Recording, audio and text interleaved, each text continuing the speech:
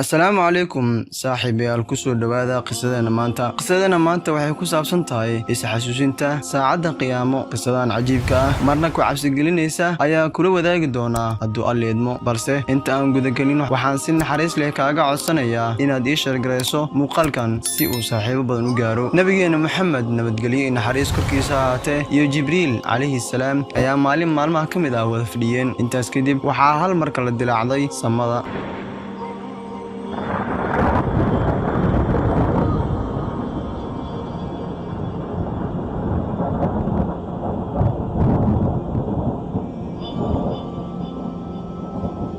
dhulka u soo degay malag aan weligiis dhulka u soo degin ama imaanin nabiga ayuu u yimid Jibriil waa uu yaraaday cabsi darteed malagii ayaa nabiga ku yiri yaa rasuulallah alle ayaa risaalo ama fariin iigu ka soo dhiibay wuxuuna igu yiri Muhammad waxa soo kala khiyaar gelisaa in uu doonayo in uu noolaado sida boqorada oo kale ama sida adoomada yacni aan isla weynayn nabiga sallallahu alayhi wasallam waxa loo soo bandhigay inuu doorto inuu noolaado sida boqorada oo kaleeto ama inuu noolaado sida adoomada oo kale يعني أن سلوينين نبي صلى الله عليه وسلم وحدنا أفيريي جبريل عليه السلام جبريل نوحو المامي تواضع إنه دورت النبي صلى الله عليه وسلم انت اسكدب ملقي واسكتي نبي صلى الله عليه وسلم أيا جبريل أسو جيستي وحنو كويري جبريل ومحاد عاي ملكي وملقي يمد واد عبسته محاجرة جبريل أيا كويري نبي صلى الله عليه وسلم محمد وملقان وليس دولك ومصو دادعين وانا ملقا دادك ويسين دونو إن دعاد ساعة قيامها مركب وحان كعبصدي إن أي مانت dhacdo saacada qiyaamo hadaba waa kuma malagaas waa Israafiil calayhi salaam waana malaga dadka ogeysiin doono inay dhacday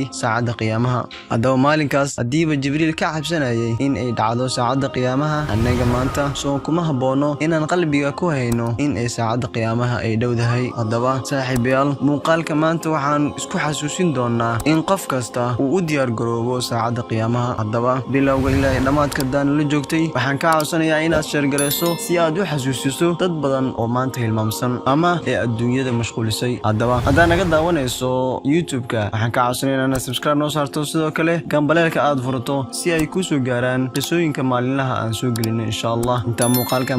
insha Allah ka kulmeen waxaan idin leeyahay sidaas iyo nabadgelyo